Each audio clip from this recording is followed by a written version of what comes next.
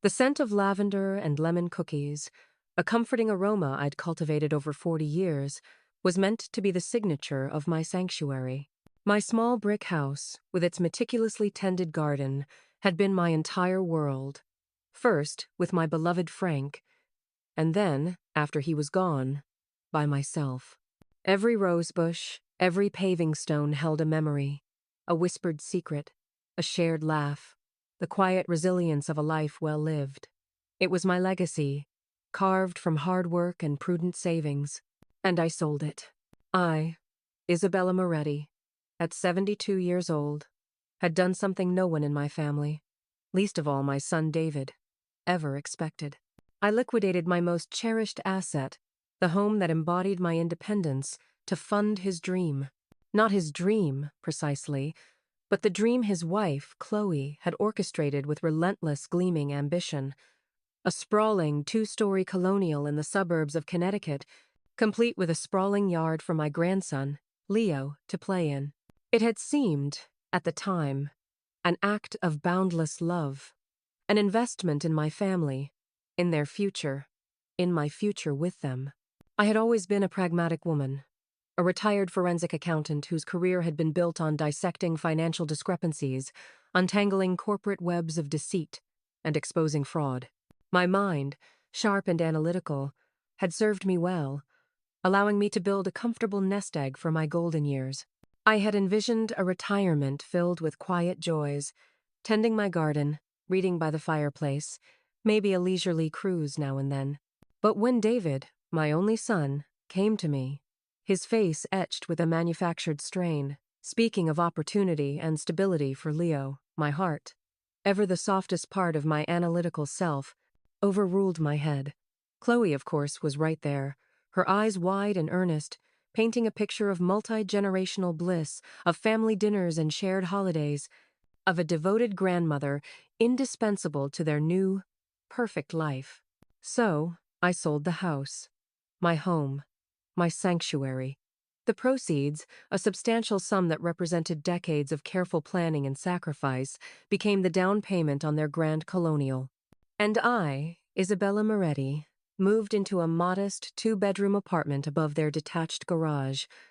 A granny flat, they called it, with a smile that barely reached their eyes. It was clean, comfortable, but it lacked the soul of my old home, the familiar scents of lavender and lemon, the echoes of Frank's laughter. Initially, it worked. For a time, Leo, my bright-eyed grandson, would race across the lawn to my door, his little arms outstretched, demanding stories and cookies. David, usually preoccupied, would sometimes join me for coffee on my small patio, offering perfunctory updates on his burgeoning real estate career. Chloe, always impeccably dressed, would invite me to family dinners, though her gaze often lingered on my modest attire, a silent judgment that pricked at my carefully constructed composure. But soon the subtle shifts began. The initial gratitude morphed into an unspoken expectation. My savings, once a private comfort, became their convenient solution for everything. "Mom, the old minivan finally died," David would say, his voice laced with exasperation, not asking, but stating. "We found a great deal on a new SUV, but with the mortgage." And I, wanting to help, wanting to be needed, wanting to secure my place in their new, beautiful life, would write the check. "Isabella, darling," Chloe would purr, draped elegantly on my tiny sofa, a designer handbag on her lap. "Marcus and I are planning a little getaway to the Hamptons. Just a few days. The kids need a break, and frankly, so do we. It's just, the airfare is exorbitant this time of year." And I, remembering my own unfulfilled dream of a quiet cruise, would find myself transferring funds. A new piece of furniture for the living room that was just perfect. A sudden, extravagant school trip for Leo. A once-in-a-lifetime investment opportunity that David swore would double my money, but only if I acted immediately.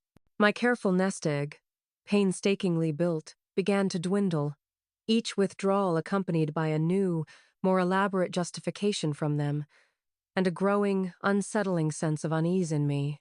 They started to see me not as a mother, not as a grandmother, but as an endless source of money, their personal bank.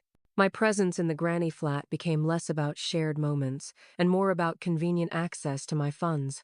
Conversations revolved increasingly around financial anxieties, thinly veiled requests, and elaborate plans for my money, as if it were already theirs, a bottomless well to draw from. I kept forgetting to pick up Jared's medication. I kept forgetting a lot of things. My mind, usually so sharp, felt like a tangled knot of numbers and unspoken worries. I'd wake up in the middle of the night, staring at the ceiling, trying to reconcile the smiling faces of my son and daughter-in-law with the gnawing feeling that something was fundamentally wrong. My analytical mind, dormant in the face of familial love, began to stir, sensing a dissonance between their words and their actions. One particularly chilly evening, the kind that made the old bones creak, I decided to take a rare, solitary walk around the neighborhood. The air was crisp, carrying the distant scent of burning leaves. I had intended to clear my head, to shake off the persistent unease that had settled deep within me. I had told David and Chloe I was going out, a white lie to give myself a moment of peace away from their constant presence. I needed to breathe. But as I approached the main house, a faint murmur of voices drifted from their open patio doors. They thought I had already left. My footsteps faltered. My instinct, honed from years of clandestine investigations, kicked in. The slight chill in the air suddenly felt colder, piercing my chest. I paused, melting into the shadows of the overgrown hydrangeas near the fence, my breath catching in my throat. "Grandma's savings will solve it." Chloe's voice, sharp and clear, cut through the quiet night. Not the honeyed purr she used for me, but a voice laced with an undeniable edge of irritation, almost contempt. David chuckled, a dry, humorless sound. "For now. But what about the next quarter? This real estate venture is bleeding us dry, Chloe. And that ridiculous private school for Leo? We can barely afford the mortgage on this monstrosity as it is." "Don't be dramatic, David," Chloe snapped. "She's got more, plenty more. She's just stingy, clinging to every last penny like some old dragon on her hoard. Honestly, I thought selling the house would empty her out, but she's like a financial cockroach, just keeps producing more." My breath hitched. Financial cockroach. The words, delivered with such casual cruelty, slammed into me, knocking the air from my lungs. This wasn't just about money. This was about their perception of me. A parasite, a nuisance, a mere resource. "She's 72, David," Chloe continued, her voice dropping to a conspiratorial whisper, yet still cutting through the night. "How long do you think she's got? A few more years, tops? Then it's all ours anyway. We just need to accelerate the process, get her to loosen the purse strings a little more. Maybe that new investment opportunity Marcus mentioned? High risk, high reward. It could really clean her out quickly." My heart hammered against my ribs, a frantic drumbeat against the sudden, icy stillness of the world. "High risk. Clean her out quickly." The words echoed in the sudden silence, a chilling premonition of their true intentions. They weren't just irresponsible. They were calculating, predatory. I stood frozen in the shadows, unable to move, unable to breathe.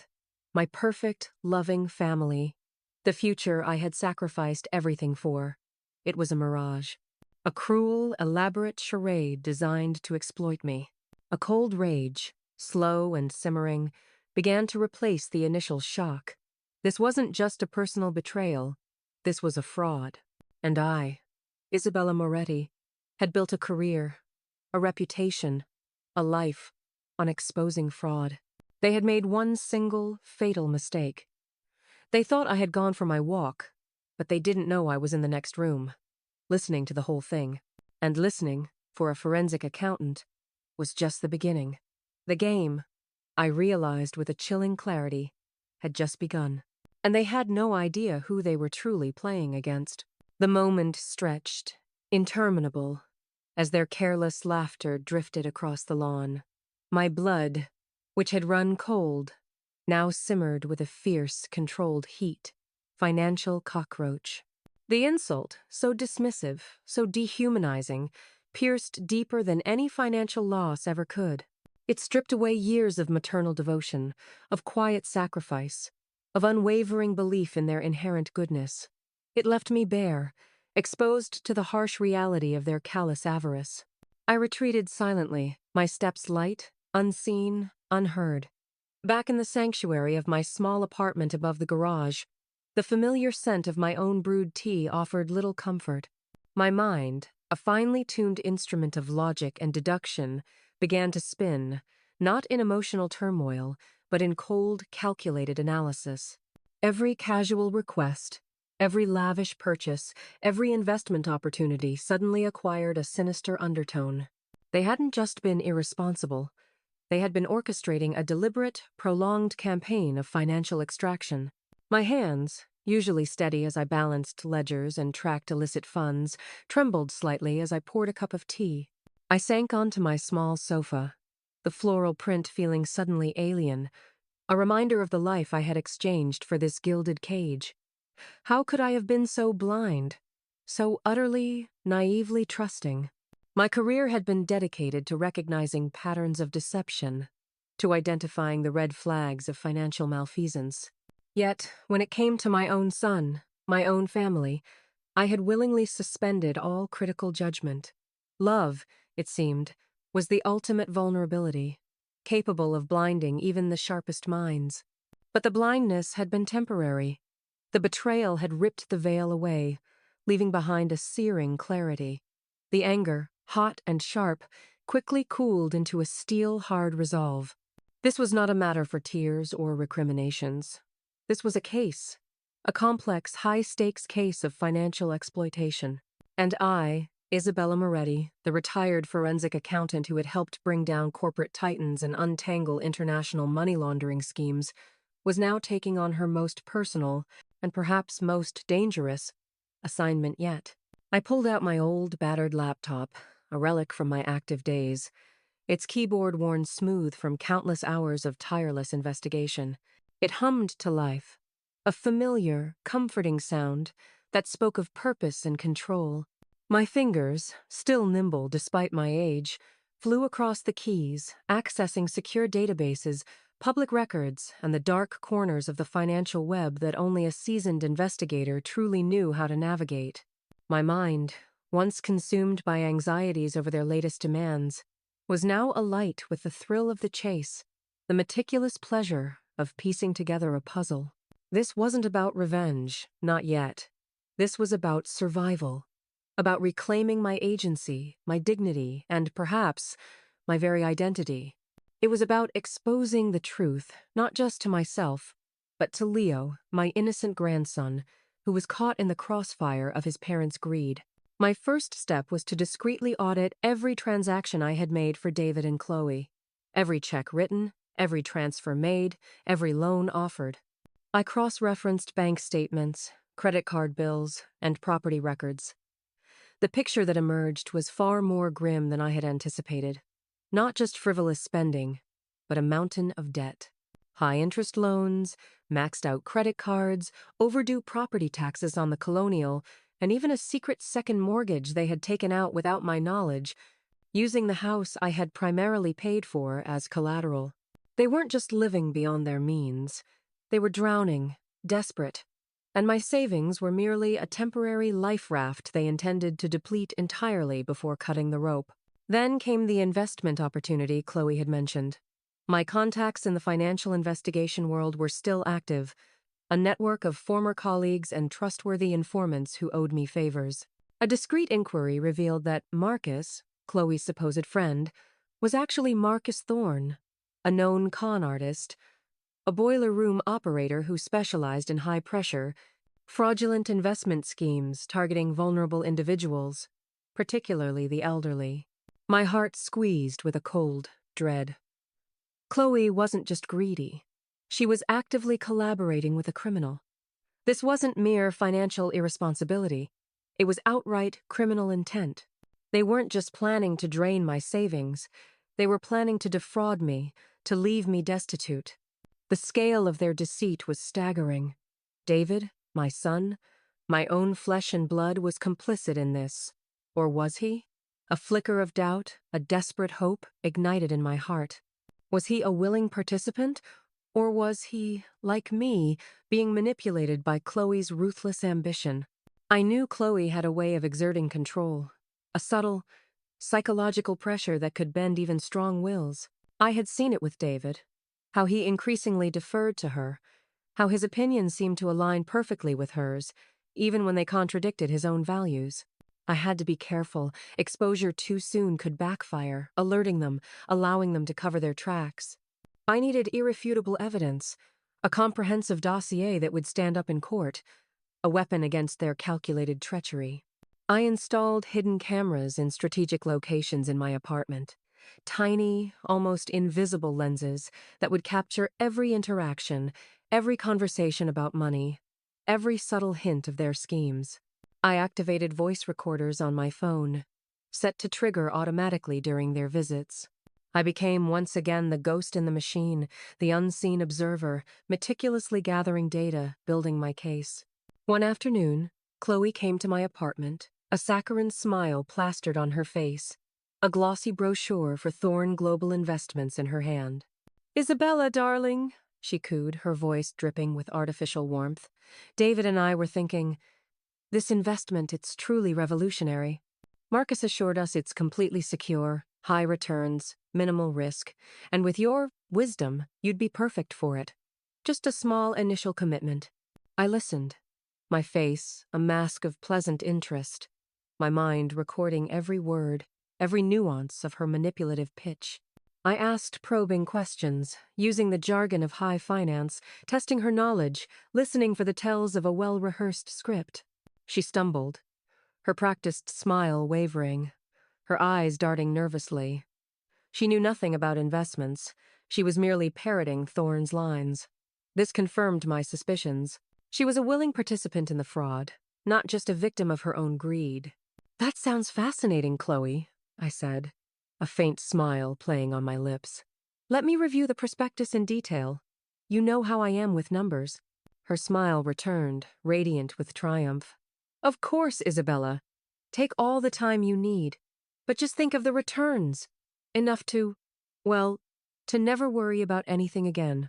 She didn't know that I was not just reading the prospectus, but dissecting it, analyzing its every legal loophole, every thinly veiled lie, every red flag that screamed scam. I contacted an old colleague, a senior investigator at the Securities and Exchange Commission, SEC, explaining a hypothetical scenario, detailing the red flags I had observed. He listened intently, his voice grim. "Isabella," he said, "this sounds like a classic Ponzi scheme. We've been tracking Thorne for years, but he's like smoke, always disappearing right before we can close in. If you have any concrete evidence, anything at all." I smiled, a cold, predatory smile that hadn't graced my lips in years. "I might just have a little something for you, George. Give me a few more days." The net was tightening. The tension in the house was palpable, though David and Chloe seemed oblivious, their relief at my supposed willingness to invest overshadowing any lingering suspicions. They began to treat me with renewed, albeit artificial, deference, their voices softer, their smiles more frequent, as they anticipated the impending influx of my investment. They didn't realize they were already caught in a trap of their own making. My next target was David's real estate venture. He claimed it was booming, but my financial analysis suggested otherwise. Empty storefronts, unleased properties, defaulted loans, a pattern of failure that contradicted his optimistic pronouncements. I suspected he was also involved in some sort of illicit activity to cover his losses, a quick money scheme to keep up appearances and fund Chloe's extravagant lifestyle. My instincts screamed. Money laundering. It was a common tactic for failed businesses to turn to illicit means to inject cash and appear solvent. I spent sleepless nights poring over property deeds, tax records, and local business filings. I found a cluster of shell companies registered to vague PO, boxes, all linked to properties David had recently purchased or managed. The names on the deeds were obscure, the purchase prices inflated, the sales remarkably quick. It was a classic wash trading scheme, designed to artificially inflate property values and launder dirty money. And then I found the name that sent a chill down my spine. Silas Croft. The same name I had seen linked to Marcus Thorne in an old blacklisted database of known fraudsters. Croft was Thorne's silent partner, the orchestrator, the true puppet master behind the scenes. This wasn't just a small-time con. This was a large-scale, interconnected criminal enterprise. David wasn't just a victim of Chloe's ambition. He was an active participant in Croft's network. He was their legitimate front, the respectable son of Isabella Moretti, providing a veneer of legitimacy to their illicit dealings. My son, my own flesh and blood, was a criminal. The realization hit me with the force of a physical blow, a pain far deeper than any financial betrayal. This wasn't just about my savings. This was about the destruction of my family, the corruption of my son's soul. The next step was dangerous. I needed irrefutable proof, a smoking gun. I needed to access their private communications, their hidden ledgers, the definitive evidence that would link David and Chloe directly to Thorne and Croft, and implicate them in the money laundering scheme. I needed to plant a digital worm, a covert listening device, something that would give me unfettered access to their devices without detection. This required a level of technical expertise I hadn't used in decades. I reached out to an old contact, a brilliant but eccentric hacker I knew only as Ghost. He was a master of digital espionage, operating in the gray areas of the internet, driven by a mischievous disdain for authority and a strange code of ethics that aligned with mine.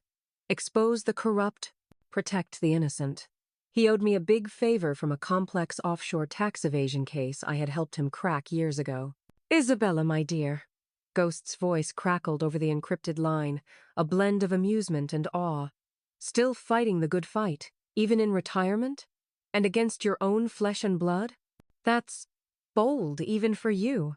"They're not just taking my money, Ghost," I said, my voice grim. "They're destroying my son. And they're involved with Silas Croft. You know what that means." A moment of silence on the line. Even Ghost, fearless in the face of corporate giants, held a healthy respect for Croft's ruthless network. "Croft, huh? That's a different game, Isabella. That's not just fraud, that's dangerous. You sure you want to go down this rabbit hole?" "My grandson is in that house, Ghost," I replied, my voice unwavering. "I have no choice. I need access to their phones, their computers, their smart home devices, everything. And I need it to be untraceable." Ghost sighed, a sound of reluctant admiration. "All right, Isabella, for old time's sake. And because Croft is a piece of work, I'll send you a package. Follow the instructions precisely. One wrong move, and they'll know you're onto them. And Croft's people don't play nice." A few days later, a discreet package arrived. Inside, a tiny, innocuous-looking USB drive, preloaded with Ghost's custom-built software. Instructions were simple. Plug it into their main home computer, run the executable, and it would silently infiltrate their entire network, creating a secure backdoor for me to access their data from my apartment. The challenge: gaining physical access to their computer without arousing suspicion. The opportunity came during one of Chloe's rare girls' nights out. David, engrossed in a football game, barely noticed me slip into his home office. My hands, usually steady, trembled with a mixture of fear and adrenaline as I inserted the USB drive. The progress bar crawled, agonizingly slow. Every creak of the floorboards, every distant roar from the television, sent my heart leaping into my throat. Just as the bar reached 100% and I pulled out the drive, David called out from the living room, "Mom? Everything all right in there?" "Thought I heard something." "Just tidying up a bit, dear," I called back, my voice remarkably steady considering my racing pulse. A little dust never hurt anyone, but I couldn't resist. I quickly replaced the chair, smoothed down the papers on his desk, and walked out, feigning a casual air, my hand clutched tightly around the tiny USB drive, a silent trophy of my covert operation. Back in my apartment, I plugged the drive into my own laptop. A new icon appeared on my screen, a ghostly, shimmering G. I clicked it. And then, their lives, their secrets, their elaborate web of deceit, unfolded before my eyes. Emails, text messages, financial spreadsheets, a deluge of incriminating evidence. Conversations between David and Chloe, cold and calculated, discussing ways to accelerate my investments. Transcripts of calls between Chloe and Marcus Thorne, detailing fraudulent schemes, target lists of elderly victims, and payoff percentages. And then, the ultimate damning evidence: encrypted communications between David, Chloe, and Silas Croft himself, discussing the money laundering operations, the shell corporations, the artificially inflated property deals, and the very real threats against anyone who dared to expose them. They even had a contingency plan, a fall guy if things went south. And to my horror, Leo's name was mentioned in connection with a seemingly innocent bank account opened in his name. A contingency, they called it, for unexpected asset transfer.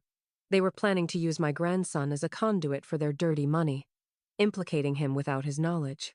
My blood ran cold. My grandson. They were willing to jeopardize Leo's future, to taint his innocence, for their own greed. This wasn't just about financial fraud anymore. This was a moral rot, a monstrous betrayal of familial bonds, a willingness to sacrifice even their own child for ill-gotten gains. I now had everything I needed. The comprehensive dossier, meticulously compiled, was ready. It contained irrefutable proof. Bank statements, email chains, recorded conversations, IP addresses, property deeds, shell company registrations, a damning narrative of their criminal enterprise. The time for quiet investigation was over. It was time for the truth. The day I chose was a Sunday, a day traditionally reserved for family gatherings, for warmth and connection. They had invited me for their weekly brunch, a ritual that had become a bitter charade.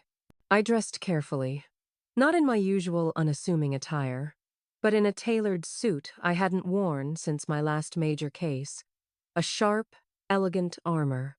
I felt every one of my 72 years, but also a strength, a purpose that surged through me like a forgotten current. I walked into their opulent dining room, the scent of fresh pastries and brewed coffee filling the air, a stark contrast to the stench of deceit that now clung to my perceptions of them. David and Chloe were already seated, a picture of domestic bliss, Leo chattering happily between them. "Isabella, darling! You look lovely," Chloe trilled, her smile as bright and artificial as ever. "Come, sit. We were just discussing our summer plans." I smiled back, a tight, unreadable smile. "Before we discuss summer plans, there's something else we need to discuss. Something more pressing." Their smiles faltered slightly. David shifted uncomfortably in his seat. Chloe's eyes narrowed, a flash of suspicion replacing her cheer. "Oh? What is it, Isabella? Is everything all right?" "No, Chloe," I said, my voice steady, clear, cutting through the strained pleasantries. "Everything is not all right. Not at all. In fact, everything is a lie." I placed my worn leather briefcase on the gleaming mahogany table, its solid thud echoing in the sudden silence. I unlatched it, slowly, deliberately. David and Chloe watched me, their faces paling, a dawning comprehension replacing their initial unease. Leo, sensing the shift in atmosphere, fell silent, his small eyes wide with innocent curiosity. "I have something for you," I continued, pulling out a thick, meticulously organized binder. "A little presentation, if you will. A summary of your financial activities and ours." Chloe let out a nervous laugh. "Isabella, what on earth are you talking about? Are you feeling all right? Is this some sort of joke?" "No joke, Chloe," I said, my gaze unwavering as I met her eyes. "This is the truth. And the truth, as I've learned over a long and distinguished career, has a way of coming out. Eventually." I opened the binder. The first page contained large, damning screenshots. Photos of Chloe meeting with Marcus Thorne in a dimly lit cafe. Bank transfers from my account to Thorne Global Investments. Then, a detailed flowchart of shell corporations, their complex interconnections leading directly to David's real estate venture. "This, David," I said, pointing to a particularly convoluted section, is a detailed analysis of your booming real estate business, or, as I prefer to call it, your money laundering operation for Silas Croft." David gasped, his face draining of all color. He stammered, "Mom, what are you saying? That's ridiculous. You've gone senile." "Have I, David?" I challenged, my voice rising slightly, infused with a cold, righteous fury. Because senile old women don't usually have access to encrypted communications, detailed financial ledgers, and the internal memos of Marcus Thorne's fraudulent operation. They don't typically monitor the movements of Silas Croft's operatives. But then again, I'm not just some old woman, am I? I'm Isabella Moretti, and I was listening. Chloe, recovering her composure, tried to bluff, her voice shrill. "This is outrageous! Slander! We'll sue you, Isabella. You're crazy." "You're welcome to try, Chloe," I said, my voice cutting through her bluster. "But I have a feeling the SEC, the FBI, and the District Attorney's Office will be far more interested in what's contained in these pages than any frivolous lawsuit you might try to conjure. Specifically, they'll be very interested in the Harper Legacy Trust you tried to set up for Leo, using his innocent bank account as a conduit for dirty money, a contingency plan if your little empire crumbled. The mention of Leo's name, the cold, clinical detail of their ultimate betrayal, finally broke them." David slumped in his chair, his head in his hands, defeated. Chloe's face contorted, not in anger, but in pure, unadulterated fear. Her eyes darted wildly, assessing the damage, searching for an escape. There was none. "And," I added, my voice dropping to a low, chilling whisper, "I have the recordings, Chloe, of you, calling me a financial cockroach, discussing how to clean me out quickly, and planning to use Marcus Thorne to accelerate the process. All very illuminating." The revelation hung heavy in the air, thick with their shame and my pain.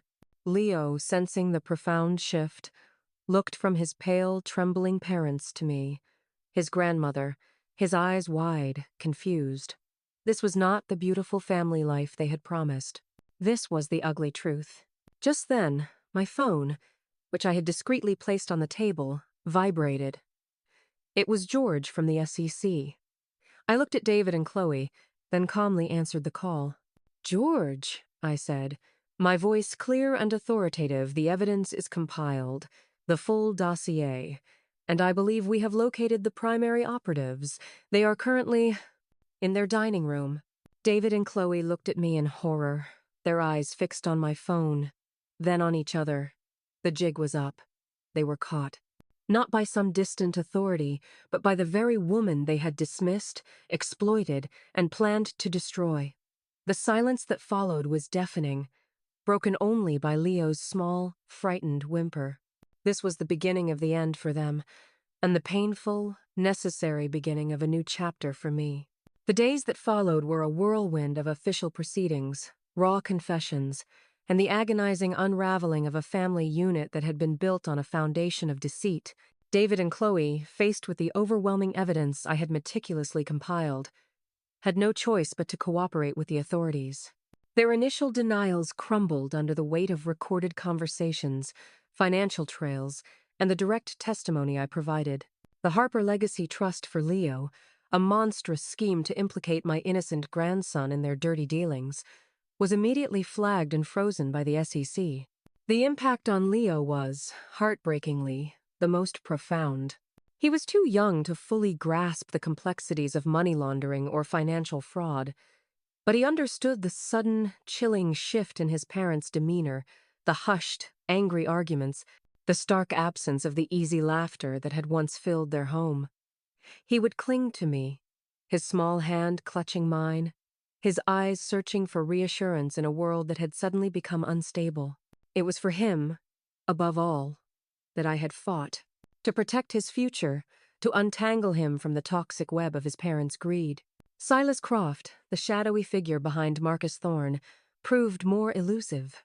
But the meticulous data I had gathered, combined with Thorne's panicked confession once he realized the full extent of my evidence, provided the federal agents with the crucial leverage they needed.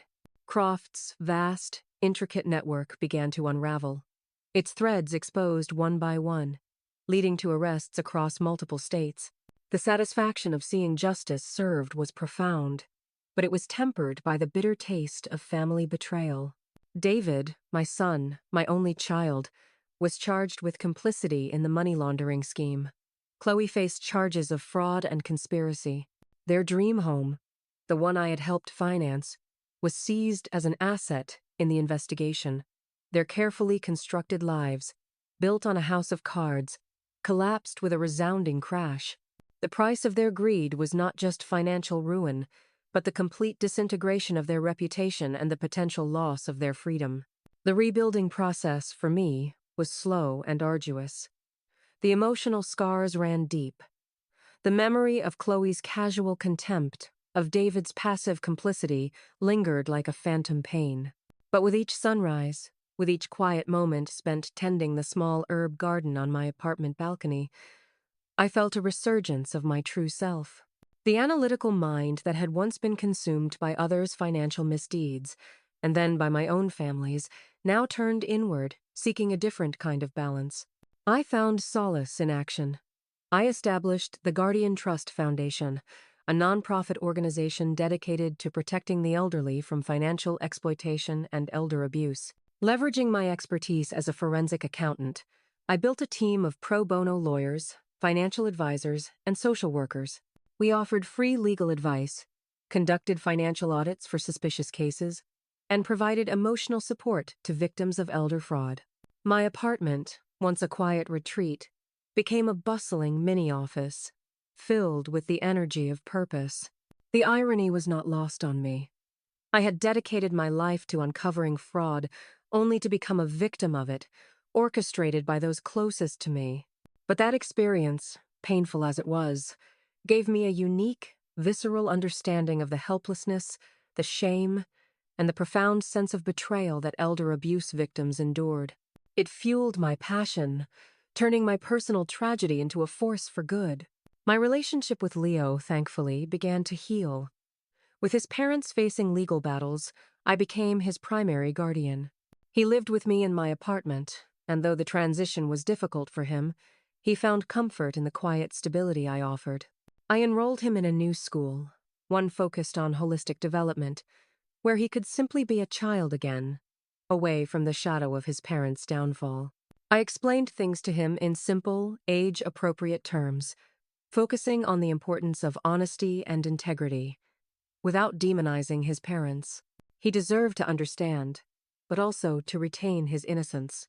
One afternoon, as we sat coloring at my kitchen table, Leo looked up at me, his eyes wide and earnest. "Grandma, why did Mommy and Daddy get into trouble?" he asked, his voice small. I paused, choosing my words carefully.